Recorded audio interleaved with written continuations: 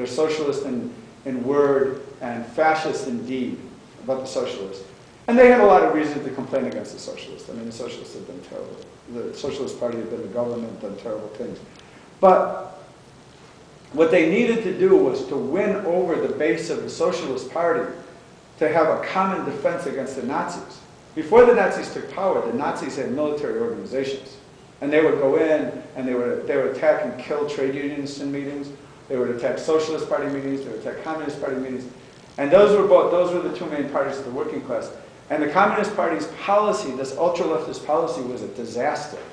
And it was based on the idea that world revolution was coming, that was coming very soon. Stalin was not the kind of thinker that Lenin was, by any means. I mean, he had a lot of talent.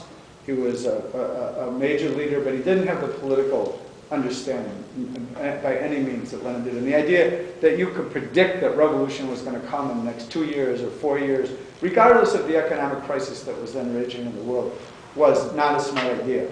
Even when Hitler came to power in 1933, in January 1933, Stalin's position was, and he said that now our turn will come and probably within the next 6 months. And that the communists would be able to take power. Instead, within 6 months, the Communist Party was basically destroyed. The leaders and many of the rank and file cadre were in prison, or in concentration camps right away. They were the first ones who went. And so, and then the socialists and then the unions, and they all got broken up. It was the most powerful left in the world, outside of the Soviet Union, was in Germany. Everyone was counting, everyone in the movement in the world was counting on a revolution in Germany, because now an advanced capitalist country would have a revolution, it would be able to unite with the Soviet Union, and that would greatly help the spread of socialism in the world. Instead, we had this terrible disaster, and where it led to, Germany was probably the most socially advanced country in Europe. There was a big gay rights movement in Germany, ahead of everybody else, and it was making a lot of progress. The women's movement, I mean, all these and they were all destroyed. They were all destroyed. And with the approval, and this is part of the hidden history, deliberately distorted history, with the approval and the support of the French, British, and US ruling classes, Germany began to rearm. And they let them rearm. I mean, they could have stopped them because under the treaties from World War II or World War I, but they didn't, because what they then began hoping for, and Stalin then quite quickly understood this, was that Germany would go to war against Russia, and that Nazi Germany would destroy the Soviet Union, because they were declaring they were going to destroy the Soviet Union. So in 1935, Stalin makes this huge switch, and he goes from saying, revolution, revolution, revolution, we won't work with anybody, to what was called the United Front Against Fascism, and what is later termed by others as the Popular Front. And the Popular Front was now not only uniting with the socialists, and if you read some of the histories that are written by people who are loyal to Stalin from that period, like there's a book called Black Bolshevik. I don't know if anybody's seen it.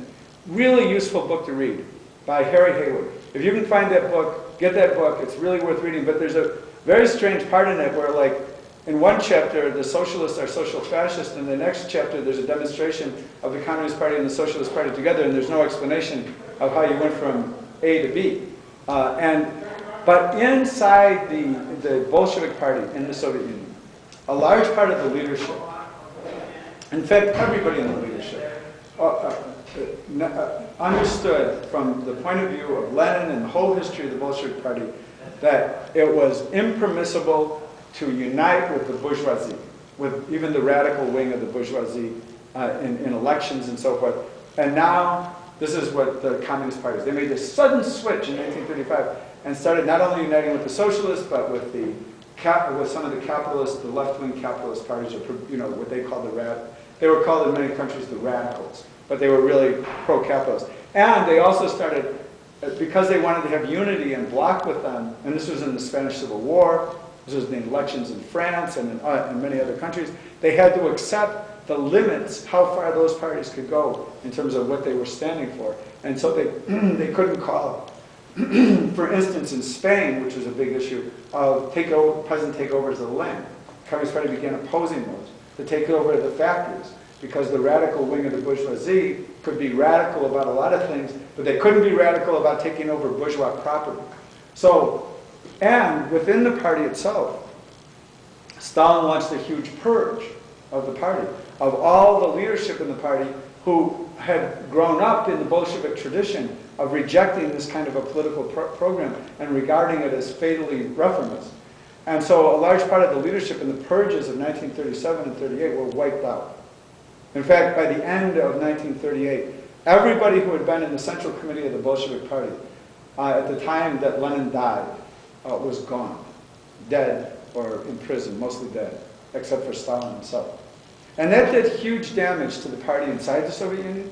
It did huge damage to the tradition of debate and real genuine discussion, without which you cannot build a real party, a workers' party. You can't have just a leader telling everybody what to do or a couple leaders. There have to be procedures. There has to be room for debate.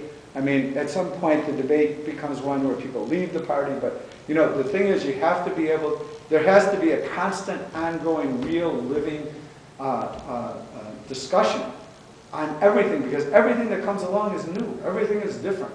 There's no movement that's exactly the same as the movement that came before. And how to relate to them is a constant subject of debate. It must be. Otherwise, you can't have a living party. And so that became, because the Soviet Union had such great prestige in the world communist movement and in the socialist movements of the world, these kind of practices became adopted by some other countries as well, not all of them. But I think that that period, it took a long, very long time afterwards, but I think that it helped also to separate the party from the working class.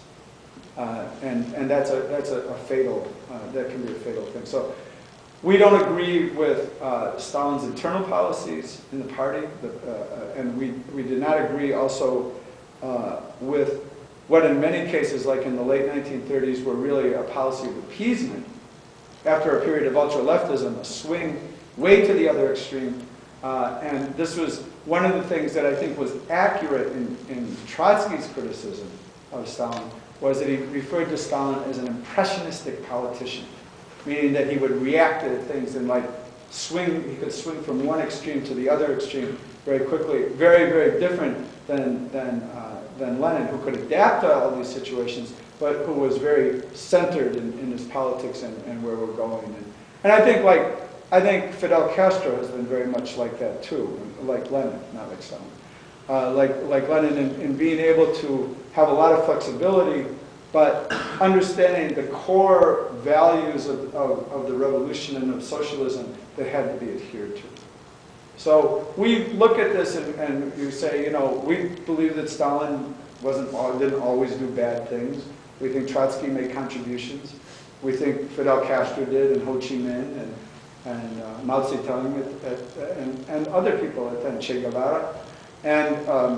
But centrally, we still, I mean, above all, I would say look to Marx and Lenin. Well, it's a little past 10. I want to give Richard Becker a hand for coming.